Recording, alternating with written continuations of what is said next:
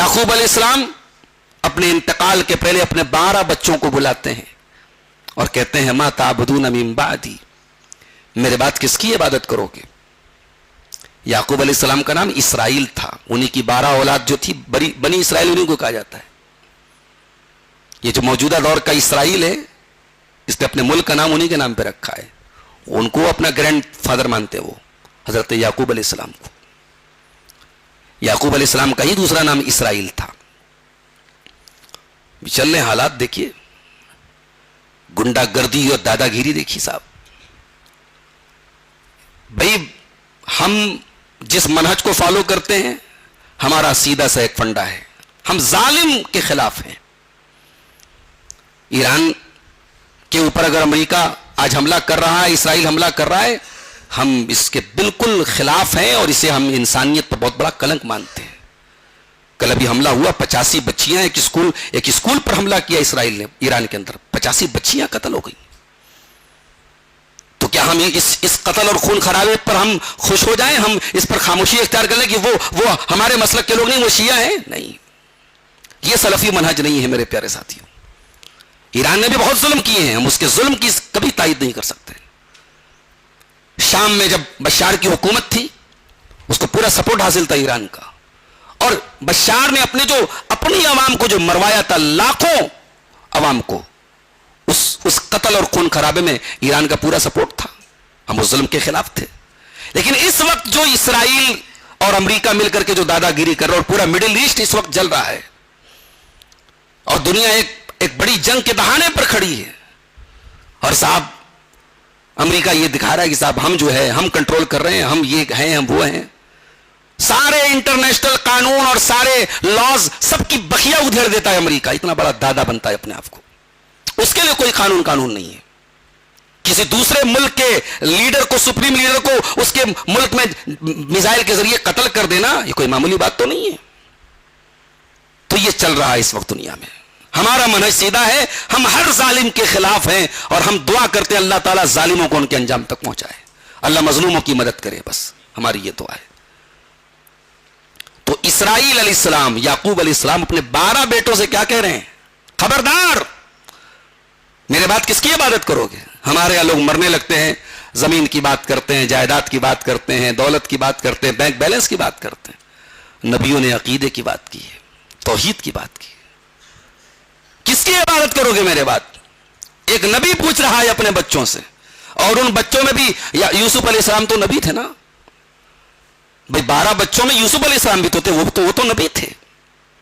ایک باپ بھی نبی ہے، بیٹا بھی نبی ہے، اور باپ اپنے بیٹوں سے پوچھ رہا ہے ما تعبدون من بعدی، میرے بعد کس کی عبادت کرو گے؟ مسلمان یہاں لا الہ الا اللہ پڑھتا ہے، سمجھتا ہے صاحب ہم شرک نہیں کر سکتے۔ اس غلط فہمی سے نکل جاؤ میرے ساتھیوں، اپنے بچوں کے ایمان اور عقیدے کی فکر کرو۔ آنے والا دور بہت نازک ہے، آنے والے دور میں آپ کے بچوں کے سر پہ ٹوپیاں ہوں گی، ان کے گھر میں گوشت بنے گا، آپ کے لڑکوں کا ختنہ ہوگا، یہ ظاہری تو تمام علامتیں ہوں گی، دل کے اندر کفر بھرا ہوگا، دل کے اندر شرک بھرا ہوگا۔ ابھی گلبرگہ میں ایک صاحب بتانے لگے، مولانا ایک بڑی تعداد میں کالجوں کے جو اسٹوڈنٹس ہیں وہ اللہ کو نہیں مانتے۔ وہ جو جاوید اختر کا عقیدہ ہے، جو بیٹھ کر کے ڈیبیٹ کر رہا تھا کہ ڈز گاڈ ایگزسٹ، اللہ ہے، یہ عقیدہ صرف جاوید اختر کا نہیں ہے، یہ کروڑوں مسلمان نوجوانوں کا یہ عقیدہ ہے۔ وہ نماز پڑھ لیتے ہیں ایز اے فارمیلٹی، وہ روزہ رکھ لیتے ہیں ایز اے فارمیلٹی، لیکن وہ حقیقت میں اللہ میں بلیف نہیں ہے ان کا۔ کتنی مسلمان لڑکیاں ہیں جن کو یہ حجاب اور پردہ بوجھ لگتا ہے کہ یہ کہاں سے، یہ مولویوں نے بوجھ ہم پر ڈال دیا ہے۔ انہیں اچھا لگتا ہے کہ وہ ننگی ہو کے انسٹاگرام پر اپنے فوٹوز ڈالیں۔ کتنے مسلمان ہیں انسٹاگرام پہ، شوہر بیوی کا اکاؤنٹ ہے، بیوی اپنے جسم کا پردرشن کر رہی ہے اور شوہر پیسے کما رہا ہے، بغیرت اپنی بیوی کے ننگے پن کی کمائی کھا رہا ہے، اور مسلمان ہے دونوں میاں بیوی۔ تو یہ تو چل رہا ہے نا صاحب۔ تو سب سے بڑا فتنہ اس دور کا میرے پیارے ساتھیوں شرک کا فتنہ ہے، توحید سے دوری کا فتنہ ہے۔ میرے بھائیوں، رمضان کا مبارک مہینہ چل رہا ہے، اس کا پہلا عشرہ مکمل ہو چکا ہے۔ اب یہ مہینہ تقریباً آدھا ہونے والا ہے، اور جب دوسرا عشرہ کمپلیٹ ہوگا اس کے بعد جب طاق راتیں آئیں گی تو پھر یہ مہینہ کیسے مکمل ہو جائے گا، ختم ہو جائے گا، ہمیں احساس بھی نہیں ہوگا۔ یہ مہینہ آتا ہے تو ہم اس کی قدر نہیں کرتے، اس کے جانے کے بعد احساس ہوتا ہے کہ کتنی بڑی نعمت کو ہم نے گنوا دیا ہے۔ دعا کیجئے رب العالمین ہمیں اس مہینے کی قدر کرنے کی توفیق دے، اور اب تک ہم نے جو ٹوٹی پھوٹی عبادتیں ہم سے ہوئی ہیں اللہ ان کو قبول فرمائے، اور باقی دنوں میں خاص طور سے رمضان کا آخری عشرہ جو سب سے قیمتی ٹائم ہے رمضان کا، جس میں اللہ کے نبی صلی اللہ علیہ وسلم سب سے زیادہ محنت کرتے تھے، اپنے گھر والوں کو جگاتے تھے، اعتکاف کرتے تھے، اور جس میں آپ نے شب قدر کو تلاش کرنے کا حکم دیا ہے۔ افسوس کی بات یہ کہ آخری عشرہ ہمارے یہاں زیادہ تر شاپنگ میں چلا جاتا ہے، عید کی تیاری میں، شاپنگ میں، عورتیں ادھر بھاگ رہی ہیں، مرد ادھر بھاگ رہے ہیں، سب سے قیمتی ٹائم سب سے زیادہ برباد ہوتا ہے۔ تو ہمیں اللہ تعالیٰ توفیق دے کہ ہم اس مہینے کا اور خاص طور سے اس کے آخری عشرے کی ہم قدر کریں، اس کا صحیح فائدہ اٹھائیں، آمین۔ آج جس موضوع پر کچھ باتیں میں آپ کے سامنے رکھنا چاہتا ہوں وہ موضوع ہے موجودہ دور کے فتنے اور ہماری ذمہ داریاں۔ یہ فتنہ کا لفظ آپ بہت سنتے ہوں گے، فتنہ کا مطلب کیا ہوتا ہے؟ عربی زبان میں سونے کے اوپر جو میل اور کچیل ہوتا ہے، سونے کا میل جو صاف کیا جاتا ہے، سونے کو بالکل پیور کیا جاتا ہے، اس کے کھوٹے اور کھرے کو جو الگ کیا جاتا ہے، اس پروسیجر کا نام، اس پروسیس کا نام عربی زبان میں فتن ہے، اسی سے فتنہ بنا ہے۔ اس کا مطلب یہ ہوا کہ فتنہ ان چیزوں کو کہا جاتا ہے جو کھرے اور کھوٹے کو الگ کرتی ہیں۔ فتنہ ان سچویشنز کو کہا جاتا ہے، ان حالات کو کہا جاتا ہے جن میں یہ نکھر کر کے سامنے آ جاتا ہے کون پکا مومن ہے اور کون کمزور ایمان والا ہے۔ اور اسی طریقے سے فتنہ ان چیزوں کو بھی کہا جاتا ہے جو آپ کے دین کے لیے، آپ کے ایمان کے لیے بہت آزمائش بن جائیں اور ان سے بچنا آپ کے لیے بہت مشکل ہو جائے۔ اور یہ جو فتنہ ہے ہر دور میں اللہ تعالیٰ نے ایمان والوں کو آزمایا ہے، فتنوں میں ڈالا ہے۔ قرآن کریم کی جو آیت میں نے آپ کے سامنے پڑھی ہے، سورہ عنکبوت کی ابتدائی آیتیں، اس میں اللہ تعالیٰ نے اسی بات کا اعلان کیا ہے۔ الف لام میم احسب الناس ان يتركوا ان يقولوا آمنا وهم لا يفتنون۔ کیا لوگوں نے یہ سمجھ رکھا ہے کہ ان کو آزمایا نہیں جائے گا، ان کو پرکھا نہیں جائے گا، ان پر فتنے نہیں آئیں گے؟ کیا لوگوں نے یہ سمجھ کے رکھا ہے کہ ان کو یوں ہی چھوڑ دیا جائے گا، بس زبان سے کلمہ پڑھ لیں گے اور ان کو کوئی فتنہ ان کے سامنے نہیں آئے گا؟ ایسا نہیں ہونے والا ہے۔ وَلَقَدْ فَتَنَّ الَّذِينَ مِن قَبْلِهِمْ فَلَيَعْلَمَنَّ اللَّهُ الَّذِينَ صَدَقُوا وَلَيَعْلَمَنَّ الْكَاذِبِينَ۔ اے میرے بندو، ہم نے تم سے پہلے کے لوگوں کو بھی آزمایا تھا، ان کے اوپر بھی فتنے آئے تھے، اور اللہ تعالیٰ کا ہر دور میں یہ دستور رہا ہے تاکہ سچوں کو جھوٹوں سے الگ کر دیا جائے۔ اور قیامت کے پہلے تو بہت زیادہ فتنے آئیں گے۔ بخاری اور مسلم کی روایت، اللہ کے نبی صلی اللہ علیہ وسلم فرماتے ہیں ستکون فتن، ان قریب فتنے پیدا ہوں گے۔ القائد فیہا خیر من القائم، والقائم فیہا خیر من الماشی، والماشی فیہا خیر من السائی۔ اور فتنوں کا ایسا دور آئے گا کہ جو بیٹھا ہے وہ اس سے بہتر ہے جو کھڑا ہوگا، اور جو کھڑا ہے وہ اس سے بہتر ہے جو چل رہا ہے، اور جو چل رہا ہے وہ اس سے بہتر ہے جو دوڑ رہا ہے۔ کیا مطلب ایسے فتنے کا دور آئے گا کہ اس میں جو جتنا کم انوالو ہے اتنا وہ سیف ہے، جس کا جتنا انوالومنٹ زیادہ ہوگا، جو جتنا زیادہ انوالو ہوگا وہ اتنا زیادہ فتنوں میں پڑ جائے گا۔ ایک اور حدیث میں اللہ کے نبی فرماتے ہیں بادروا بالاعمال فتنا، فتنوں کے آنے سے پہلے نیکی میں جلدی کرو، اس سے پہلے کہ فتنے آ جائے۔ کیسے فتنے آ جائیں؟ कक़ित्अ अल-लैल अल-मुज़लिम, जैसे अंधेरी रात में आसमान में सिर्फ अंधेरा नजर आता है, उजाला नजर नहीं आता, ऐसे फितने का दौर आएगा, आपको सच्चाई की रोशनी नजर नहीं आएगी। इतना झूठ होगा, इतना फ्रॉड होगा, दीन के नाम पर इतनी चीटिंग की जाएगी कि दीन की सच्ची तस्वीर आपको नजर नहीं आएगी। कुफ्र की जुल्मत ऐसी छाई हुई होगी कि आपको ईमान का नूर नजर नहीं आएगा, आपको तौहीद की रोशनी नजर नहीं आएगी। फरमाया युस्बिहुर रजुलु मोमिनन व युमसी काफिरा, सुबह को एक इंसान मोमिन होगा, शाम होते होते काफिर हो जाएगा, शाम को मोमिन होगा, सुबह होते होते काफिर हो जाएगा। अपने ईमान को 12 घंटे बचा लेना भी मुश्किल हो जाएगा, 12 घंटे भी ईमान को इंसान बचा नहीं पाएगा। और ये जो फितने आएंगे ये सबके ऊपर आएंगे, इससे कोई एक्सेप्टेड नहीं होगा, कोई एग्जेम्प्टेड नहीं होगा, सब पर आएंगे। हजरत उसामा बिन ज़ैद कहते, बुखारी की रिवायत है, अल्लाह के नबी एक दिन मदीना की एक पहाड़ी पर चढ़े, टीले पर चढ़े, बारिश हो रही थी। आपने सहाबा से कहा सतकूनु फितन, अनकरीब फितने होंगे।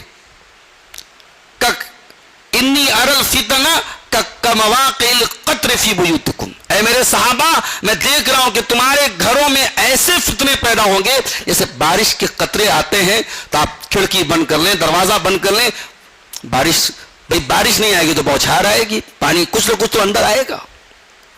तो ऐसे फितने पैदा होंगे कि हर घर में वो दाखिल हो जाएंगे। आज आप देख लें, भाई मोबाइल की शक्ल में बहुत बड़ा फितना हमारे और आपके घर में है कि नहीं है? कौन बचा है? किसके घर में म्यूजिक की आवाज नहीं बज रही है? किसके घर में इंस्टाग्राम और फेसबुक के जरिए नंगी तस्वीरें नहीं पहुंच रही हैं? हमारी नौजवान नस्ल में कौन है जो इस फितने से सेफ है? ये हराम रिलेशनशिप, ये नाजायज ताल्लुकात, ये ज़िना के अड्डे, ये इस दौर के फितने नहीं है। और ये इस दौर के वो फितने हैं जो हर घर में दाखिल हो रहे हैं। नमाजी के घर में भी दाखिल हो रहे हैं, परहेजगार के घर में भी दाखिल हो रहे हैं। तो अल्लाह के नबी ने फरमाया कि मैं वो फितने देख रहा हूं जो तुम्हारे घरों में दाखिल हो रहे हैं। अच्छा, फितनों को अगर हम बांटना चाहें तो दो कैटेगरी में हम फितनों को बांट सकते हैं।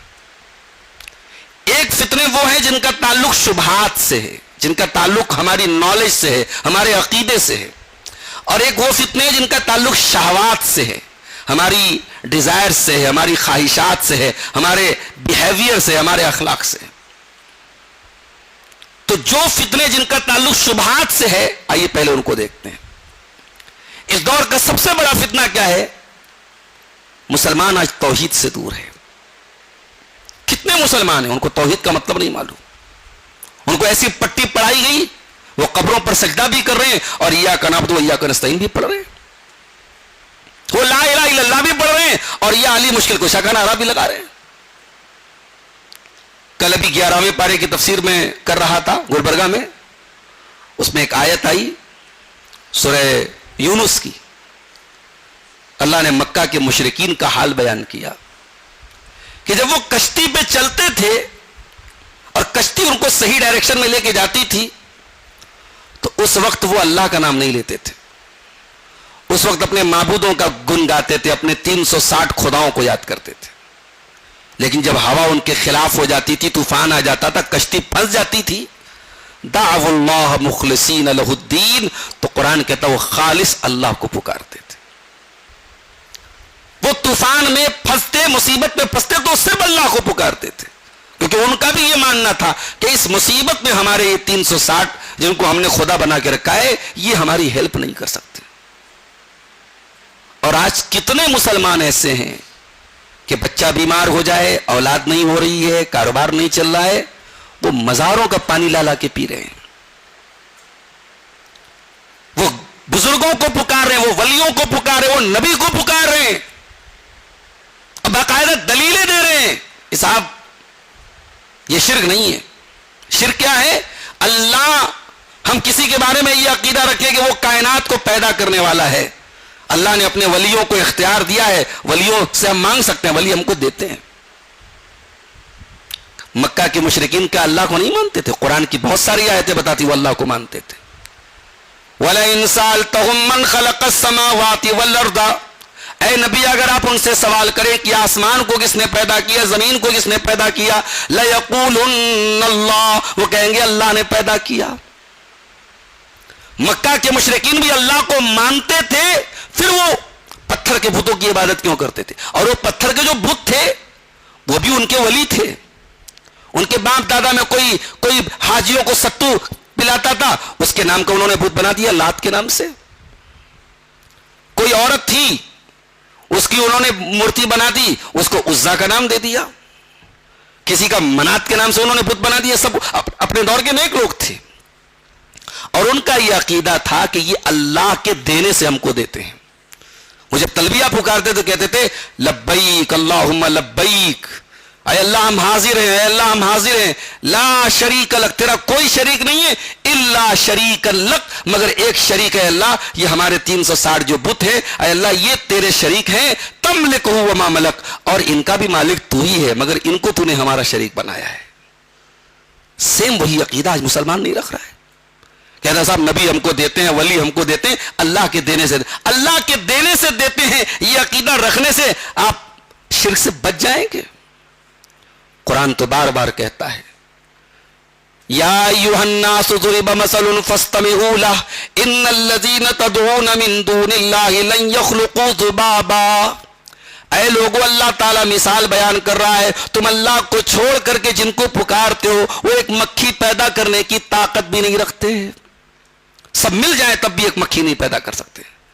وَإِن يَسْلُبْهُمُ الذُّبَابُ شَيْئًا لَا يَسْتَنقِذُوهُ مِنْهُ، اگر مکھی ان کا کوئی کھانے پینے کا سامان لے کے اڑ جائے تو مکھی سے چھیننے کی طاقت نہیں رکھتے، اتنے بے بس، اتنے کمزور ہیں۔ ضعف الطالب والمطلوب، اے اللہ کے بندو تم کس سے مانگ رہے ہو؟ کمزور سے مانگ رہے ہو، تو تم خود کمزور ہو، کمزور سے مانگ رہا ہے، مانگنے والا بھی کمزور اور جس سے مانگا جا رہا ہے وہ بھی کمزور۔ میرا اللہ کمزور نہیں ہے، میرا اللہ وہ ہے، دنیا کا کوئی نیٹ ورک کی، دنیا کے کسی نیٹ ورک کی کوریج جہاں نہیں ہوتی وہاں میرے اللہ کا نیٹ ورک موجود ہے۔ مچھلی کے پیٹ کا اندھیرا، سمندر کا اندھیرا، رات کا اندھیرا، یونس علیہ السلام نے وہاں دعا کی تھی کہ نہیں کی تھی؟ اور وہاں اللہ تعالیٰ نے یونس کی دعا کو سنا تھا، وَنَادَى فِي الظُّلُمَاتِ فَنَادَى فِي الظُّلُمَاتِ، یونس نے مچھلی کے پیٹ میں اللہ کو پکارا تھا، اللہ الہ الا انت سبحانک انی کنت من الظالمین، کہ اللہ تیرے سوا میرا کوئی معبود نہیں، تو پاک ہے، میں ظالم ہوں۔ تو آج کا مسلمان توحید کو نہیں جانتا، وہ یہ بھول گیا کہ دنیا کا سب سے بڑا پاپ شرک ہے۔ شراب پاپ ہے، زنا گناہ ہے، حرام کمائی بہت بڑا گناہ ہے، مگر ان تمام گناہوں سے بڑا گناہ شرک ہے۔ یہ شرک وہ گناہ ہے، اللہ نے فرمایا ان اللہ لا یغفر ان یشرک بہ ویغفر ما دون ذلک لمن یشاء، شرک کو معاف نہیں کریں گے ہم۔ اور 11ویں پارے میں اللہ نے فرمایا سورہ توبہ میں ما کان للنبی والذین آمنوا ان یستغفروا للمشرکین ولو کانوا اولی قربی، اے نبی آپ کو بھی اس بات کا حق نہیں ہے، ایمان والوں کو بھی اس بات کی اجازت نہیں کہ کسی مشرک کے لیے مغفرت کی دعا کریں، ان کا کوئی اپنا رشتہ دار ہی کیوں نہ ہو، مشرک کے لیے مغفرت کی دعا نہیں کر سکتے۔ اتنا خطرناک معاملہ ہے شرک کا، آج مسلمان توحید سے دور ہے میرے پیارے ساتھی۔ اور یہ بات بھی یاد رکھیے کہ آپ نے کلمہ پڑھ لیا تو آپ شرک پروف نہیں ہو گئے۔ اگر آپ یہ سمجھتے ہیں صاحب ہم نے کلمہ پڑھ لیا اب ہم شرک نہیں کر سکتے، ایسا نہیں ہے۔ آپ کلمہ پڑھ کے بھی شرک کر سکتے ہیں، آپ کو بچنا پڑے گا شرک سے۔ ابراہیم علیہ السلام اللہ سے دعا کرتے ہیں وَجُنُبْنِي وَبَنِيَّ أَن نَّعْبُدَ الْأَصْنَامَ، اے اللہ مجھے اور میری اولاد کو تو شرک سے بچا لے۔ اگر ابراہیم جو امام الانبیاء ہیں، امام الموحدین ہیں، اگر ان کو اس دعا کی ضرورت ہے تو ہمیں تو اور زیادہ ضرورت ہے۔ اور دوسرا فتنہ کیا ہے؟ دین کے بارے میں ڈاؤٹ کا فتنہ ہے۔ انسان جیسے جیسے آگے بڑھ رہا ہے، ترقی کر رہا ہے، وہ دین کو ڈاؤٹ کے دائرے میں لا رہا ہے، وہ دین کو دین آپ کی لاجک سے نہیں چلے گا۔ دین قرآن اور سنت کا نام ہے، دین فالو کرنے کا نام ہے، دین اتباع کا نام ہے۔ اللہ اور اس کے رسول کا فیصلہ آنے کے بعد قرآن اس کی اجازت نہیں دیتا ہے کہ آپ اپنی لاجک کی کسوٹی پر پرکھیں اور تب مانے نہیں۔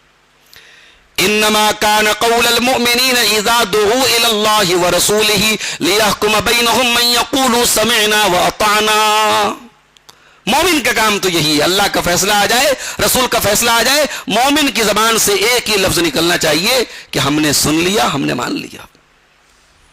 قرآن کا پہلا پارا آپ کھولتے ہیں، الف لام میم ذالک الکتاب لا ریب فیہ ھدی للمتقین، یہ کتاب جس میں کوئی شک نہیں ہے، یہ ہدایت ہے متقیوں کے لیے، الذین یؤمنون بالغیب، جو غیب پر ایمان رکھتے ہیں۔ ہم نے جنت کو نہیں دیکھا، ایمان رکھتے ہیں، جہنم کو نہیں دیکھا، ایمان رکھتے ہیں، فرشتوں کو نہیں دیکھا، ایمان رکھتے ہیں۔ یہ ہے ایمان کی اصل پریچھا، تو یہ ایمان کا اصل ایگزام تو یہ ہے۔ دیکھ کے مان لیا تو کون سا کمال ہے۔ اسی لیے قیامت کے دن جب سورج پچھم سے نکلے گا تو بہت سارے لوگ ایمان لے آئیں گے، مگر قرآن کہتا ہے لم تکن آمنت من قبل، جو پہلے سے ایمان نہیں لایا تھا، سورج کو پچھم سے نکلتا ہوا دیکھ کے اگر وہ ایمان لے بھی آئے، اس کا ایمان اس کو فائدہ نہیں پہنچائے گا۔ تو یہ اس دور کا دوسرا بڑا فتنہ ہے، دین کے اندر ڈاؤٹس پیدا کرنے کا، اللہ کے اوپر سوال اٹھانا، جنت کے اوپر سوال اٹھانا۔ جنت کی 72 حوروں پر آج اپنے مسلمان سوال اٹھا رہے۔ کتنے لوگ ہیں ان کو حوروں کا کانسیپٹ نہیں سمجھ میں آتا۔ ابھی میرا ایک یوٹیوب پر ایک لیکچر ہے، جنت میں عورتوں کو کیا ملے گا، سوال آتا ہے نا بھی، مردوں کو حور ملے گی، عورتوں کو کیا ملے گا۔ اس پر میرا ایک پرانا لیکچر ہے، 5-6 سال پرانا۔ ایک دن میں ایسے ہی دیکھ رہا تھا، کمنٹ پڑھ رہا تھا لوگوں کے، کسی محترمہ کا کمنٹ تھا، کسی خاتون کا کمنٹ تھا کہ میں تو اپنے شوہر کو جنت میں حور بھی لینے نہیں دوں گی، مجھے کوئی دعا بتائیے میرے شوہر کو جنت میں حور بھی نہ ملے۔ یہ مسلمان عورت کہہ رہی ہے۔ اور ایسی ہی عورتیں ہوتی ہیں جو کہتی ہیں صاحب میرا شوہر زنا کر لے گوارا ہے، دوسرا نکاح کر لے گا تو آگ بھڑک جائے گی، جنگ ہو جائے گی۔ یہ ایمان کی کمزوری نہیں ہے میرے بھائیوں۔ آپ جنت پر سوال اٹھا رہے ہیں، آپ حوروں پر سوال اٹھا رہے ہیں، بالی ووڈ والے 72 حوروں پر فلمیں بنا رہے ہیں، اور ہمارا مسلمان بھی جو ہے ان حوروں اور ان جنت کے تعلق سے جو ہے وہ ذہن میں ڈاؤٹس پالے ہوئے ہیں۔ نہیں، اللہ کے نبی نے فرمایا قیامت کے پہلے وہ دور آئے گا، لوگ بہت زیادہ سوالات کریں گے، اتنے زیادہ سوالات کریں گے کہ شیطان اس لیول پہ لا کے کھڑا کرے گا کہ لوگ سوال کریں گے کہ ہر چیز کو اللہ نے پیدا کیا، فمن خلق اللہ، ہو کریٹڈ اللہ، اللہ کو کس نے پیدا کیا؟ سب کو تو اللہ نے پیدا کیا، اللہ کو کس نے پیدا کیا؟ یہ سوال اگر کسی کے ذہن میں آ جائے، اللہ کے نبی نے فرمایا فلیستعذ باللہ ولینتہی، اللہ کی پناہ طلب کرو، اعوذ باللہ من الشیطان الرجیم پڑھو اور باز آ جاؤ، اس طریقے کے سوالوں کو ذہن سے نکال کے پھینک دو۔ تو یہ دوسرا بہت بڑا فتنہ ہے اس دور کا۔ تیسرا فتنہ جس کا تعلق شبہات سے ہے، وہ یہ ہے کہ انسان آج اپنے زندگی کے مقصد کو بھول کے بیٹھا ہوا ہے۔ ہماری زندگی کا مقصد کیا ہے؟ کھانا، کمانا، انجوائے کرنا؟ نہیں، یہ مقصد نہیں ہے، یہ مقصد کی راہ کا ایک ذریعہ ہے۔ مقصد کیا ہے؟ وما خلقت الجن والانس الا لیعبدون، ہم نے جنات اور انسان کو اپنی عبادت کے لیے پیدا کیا ہے۔ ہماری زندگی کا مقصد اللہ کی عبادت ہے، اور اگر یہ مقصد ہم نہیں ادا کر رہے ہیں، یہ مقصد ہماری زندگی کا نہیں ہے، تو پھر یہ زندگی کس کام کی ہے میرے پیارے ساتھی؟ آج کتنے مسلمان ہیں 24 گھنٹے میں ایک بار اللہ کا نام ان کی زبان پر نہیں آتا۔ ارے کتا بھی ہوتا ہے، مالک چند ہڈیاں دے دے تو کتا مالک کے پیچھے دم ہلاتا ہے۔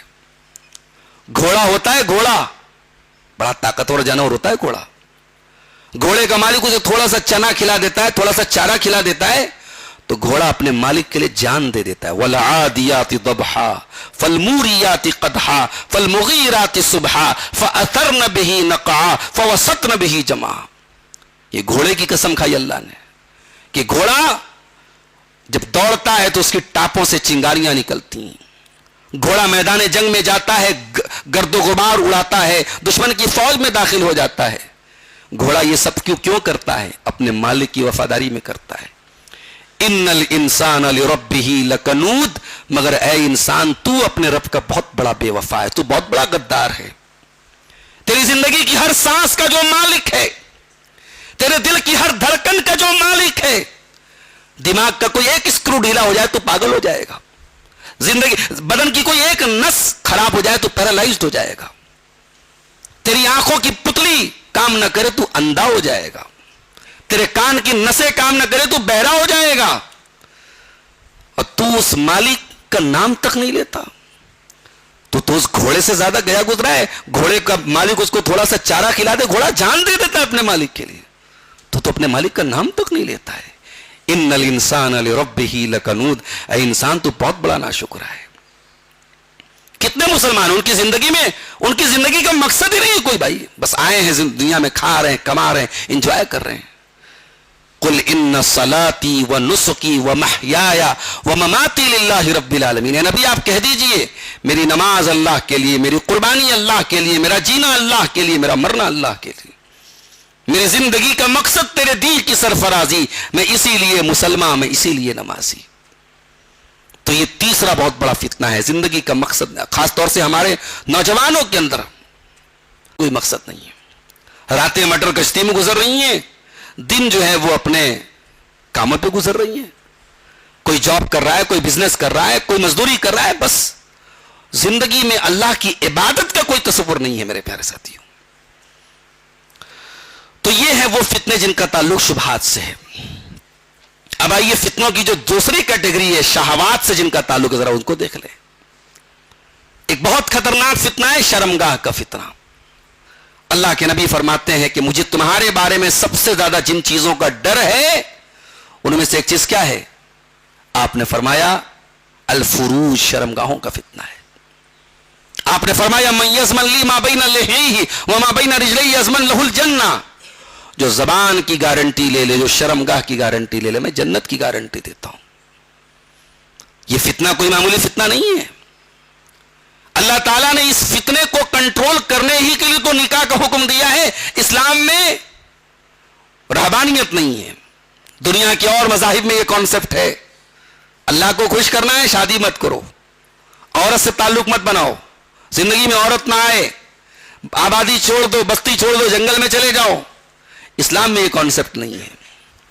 اسلام تو کہتا نہیں, مرد جوان ہو گیا, لڑکی جوان ہو گئی, اللہ تعالیٰ نے نیچرلی جیسے کھانے کی طلب رکھی ہے, پینے کی طلب رکھی ہے, ایسی اللہ تعالیٰ نے انسان کے اندر شہوت کی طلب بھی رکھی ہے. اللہ کے نبی فرماتے ہیں یا معشر الشباب, اے نوجوانوں, من استطاع منکم الباءۃ فلیتزوج, جو تم میں سے شادی کے قابل ہے وہ شادی کرے.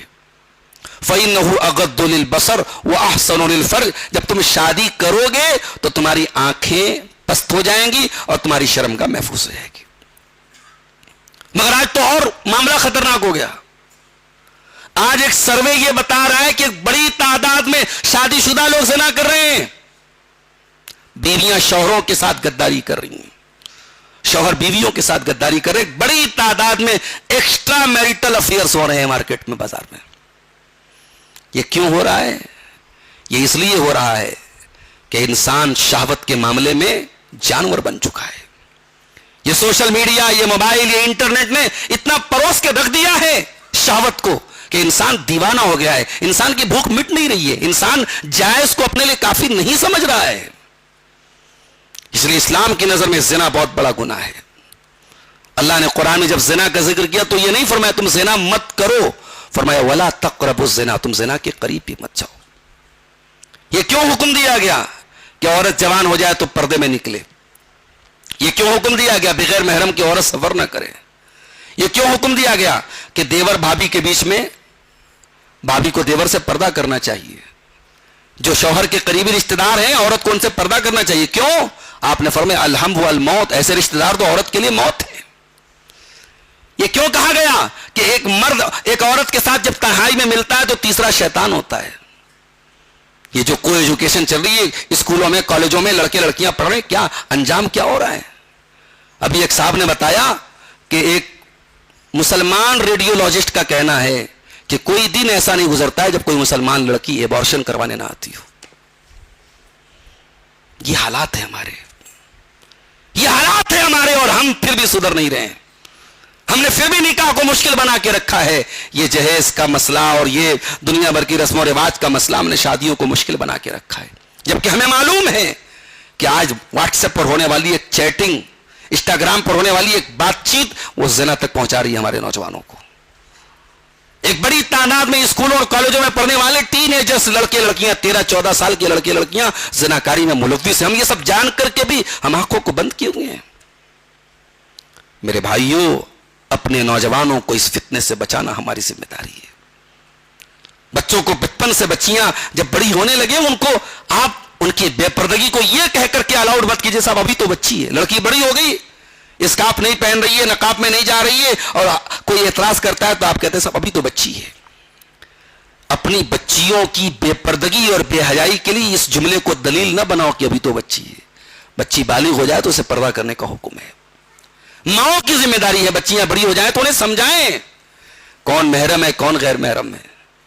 یہ کزنز جو ہوتے ہیں, خالہ کے لڑکے, چاچا کے لڑکے, تایا کے لڑکے, یہ عورت کے لیے تو غیر محرم ہے نا. یہ ماں کی ذمہ داری ہے کہ وہ سمجھائے. ارے اسلام تو وہ دین ہے جو یہ تعلیم دیتا ہے بچے 10 سال کے ہو جائیں تو بستر الگ کر دو. کیوں کہا بستر الگ کر دو؟ 10 سال کے بچے بالغ تو نہیں ہوتے. نبی نے کیوں کہا کہ 10 سال کے بچے ہو جائیں لڑکے لڑکیاں کو ان کا بستر الگ کر دو؟ کیوں کہا آپ نے؟ ابھی کچھ دنوں پہلے ایک کیس آیا تھا ہمارے, شاید دلی کے قریب نوئیڈا کا کیس تھا غالباً, اگر میری یادداشت دھوکہ نہیں کھا رہی ہے تو. چھوٹے بچے بھائی بہن کے ساتھ غلط حرکت کر رہا تھا. ایک بستر پہ سوتے تھے بھائی بہن کے ساتھ, چھوٹے تھے 10-11 سال کی عمر تھی بھائی بہن کی.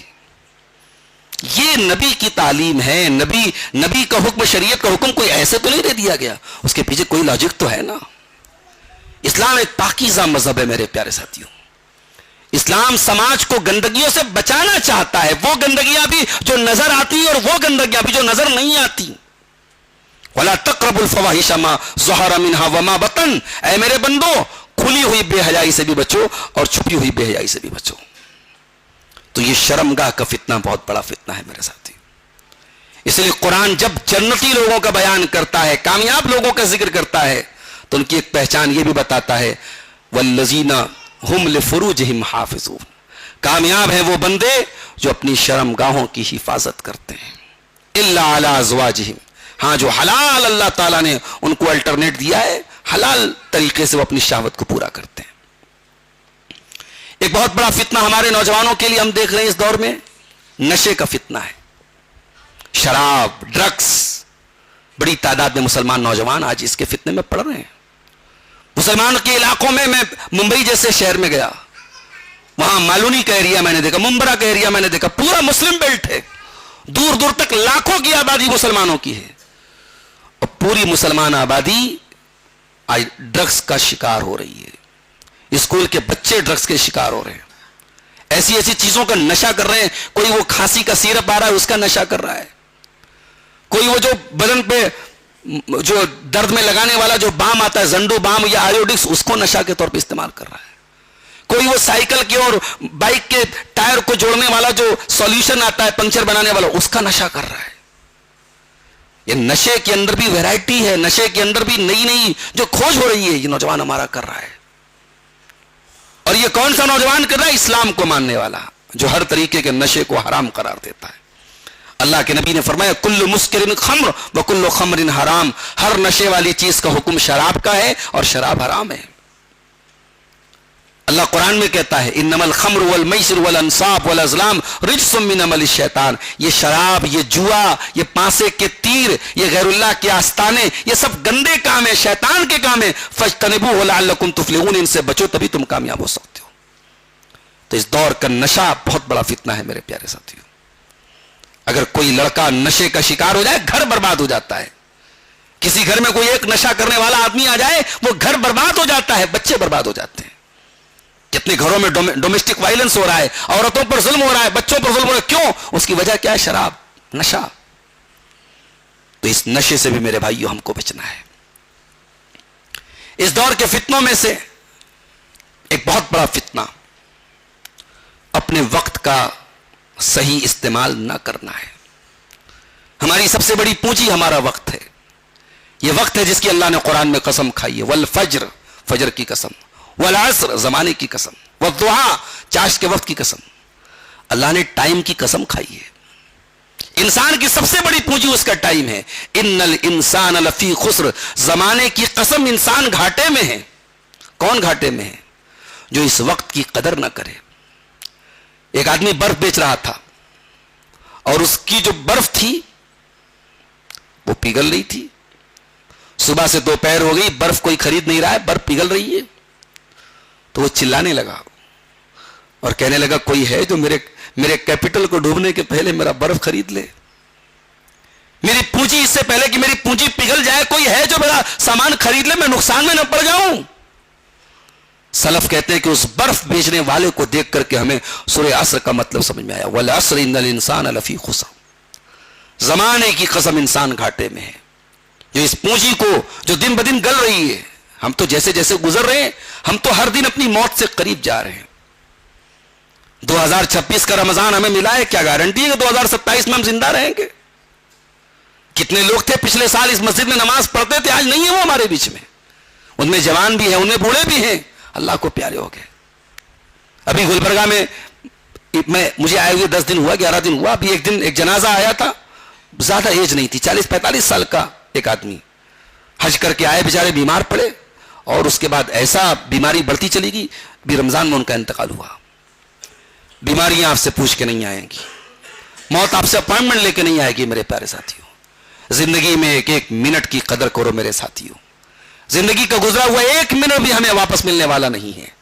اللہ قرآن میں کہتا ہے حتی اذا جاء احدهم الموت قال رب ارجعون, جب تمہارے پاس موت آئے گی تو تم کہو گے اللہ ہم کو دوبارہ دنیا میں موقع دے دے, ایک چانس اور دے دے. لعلی اعمل صالحا, تاکہ میں نیک عمل کر لوں.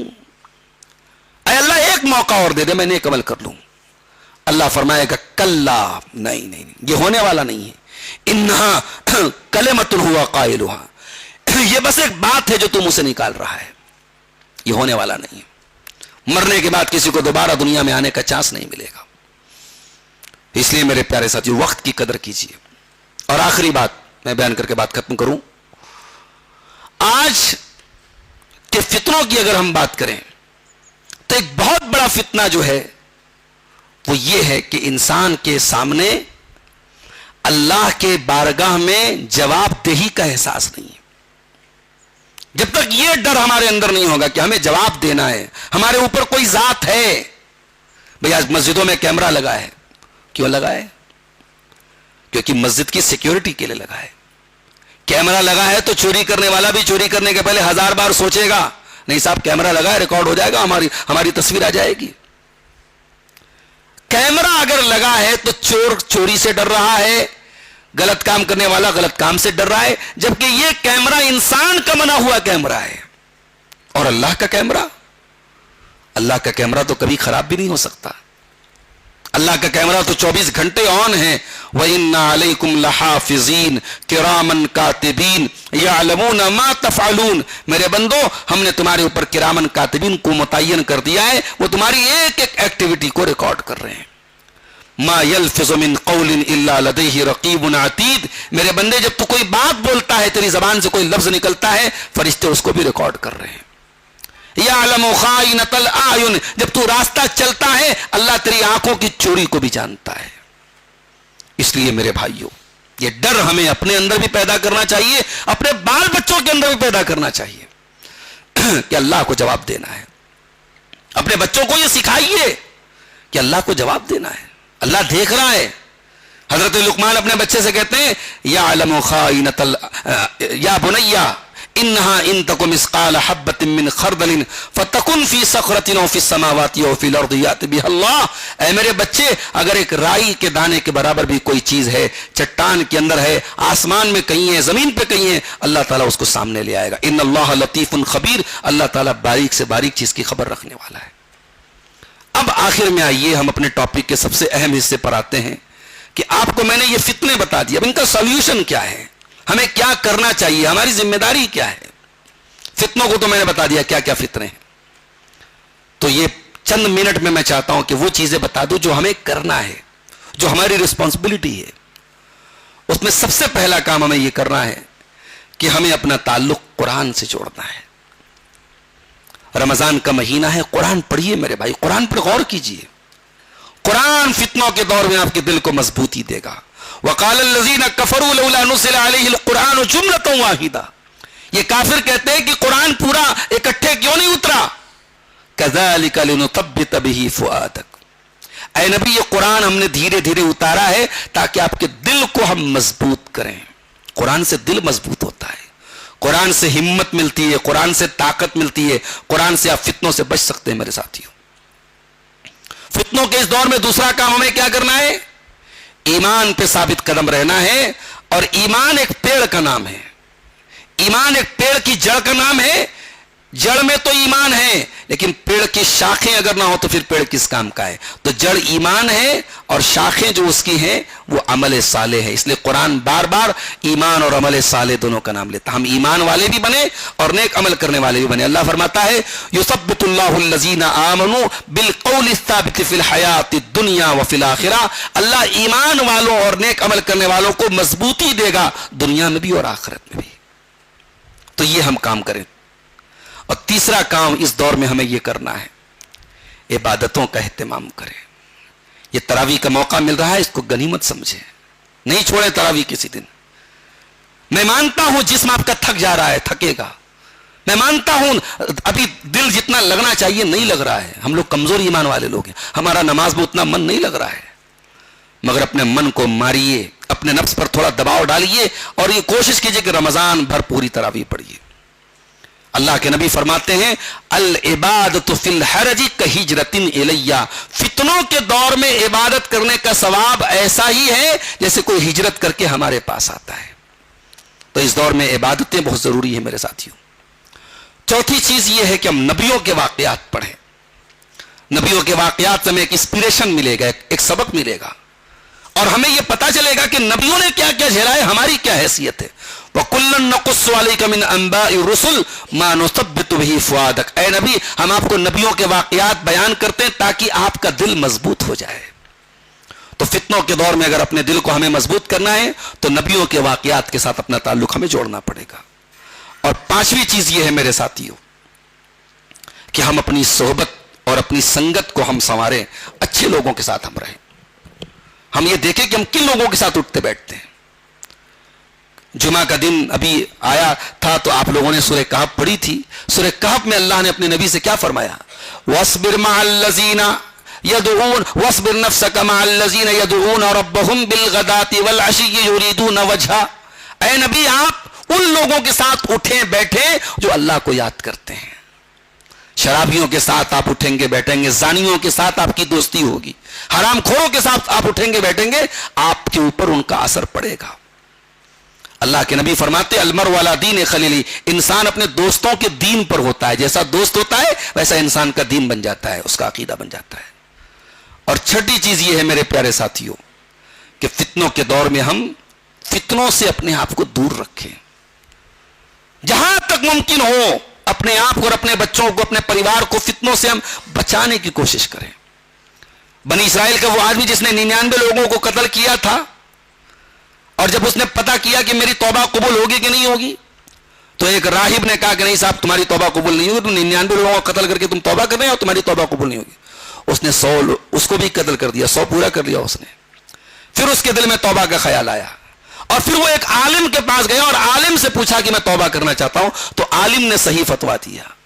فتویٰ عالم سے لینا چاہیے، فتویٰ راہب سے نہیں لینا چاہیے، اہل علم سے علم لینا چاہیے۔ ہر اہرے غیر نتھو خیرے ان کو آپ اگر علماء کا درجہ دیں گے تو پریشان ہو جائیں گے آپ۔ عالم نے فتویٰ دیا کہ دیکھو بھی تمہاری توبہ قبول ہو جائے گی، تمہارے اور اللہ کے بیچ میں کون رکاوٹ بن سکتا ہے؟ بس تم کو یہ بستی چھوڑنی پڑے گی، یہ گاؤں چھوڑنا پڑے گا۔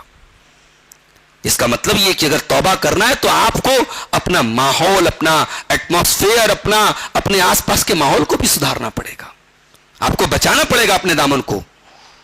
اور اس کے بعد ساتویں چیز یہ ہے میرے پیارے ساتھیوں کہ فتنوں کے دور میں ہم ہر سنی سنائی بات کو نہ مان لیں، تحقیق کریں۔ آج سوشل میڈیا ہے، دین کے نام پہ بہت کچھ آ رہا ہے، فیس بک پر، واٹس ایپ پر، سب کو فارورڈ مت کیجئے، سب کو شیئر مت کیجئے، تحقیق کیجئے صحیح ہے کہ نہیں ہے، علماء سے پوچھئے، تصدیق کیجئے، اس کے بعد شیئر کیجئے۔ یا ایھا الذین آمنوا ان جاءکم فاسق بنبأ فتبینوا، اے ایمان والو اگر تمہارے پاس کوئی فاسق آدمی کوئی خبر لے کے آئے تو پہلے تحقیق کر لو۔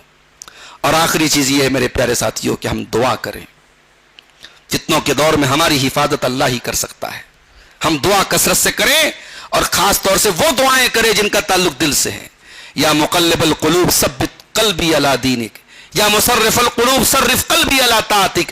اے دلوں کے پلٹنے والے، اے دلوں کے پھرنے والے، میرے دل کو اپنے دین پہ جما دے، میرے دل کو اپنے دین پر ثابت قدم رکھ دے. تو یہ دعائیں ہم کریں تاکہ اللہ تعالیٰ فتنوں کے اس دور میں ہمارے دل کی حفاظت کرے. ایک دعا قرآن میں بھی اللہ نے سکھائی ہے، ربنا لا تزغ قلوبنا بعد اذ ہدیتنا وہب لنا من لدنک رحمہ انک انت الوہاب. پروردگار تو نے جب ہم کو ہدایت دی ہے تو ہمارے دلوں کو ٹیڑھا ہونے سے بچا لے، ہمارے دل کو کجی سے بچا لے اور ہمیں ہدایت پر ثابت قدم رکھ. تو یہ چند چیزیں تھیں جو فتنوں کے تعلق سے آپ کے سامنے بیان کی گئی.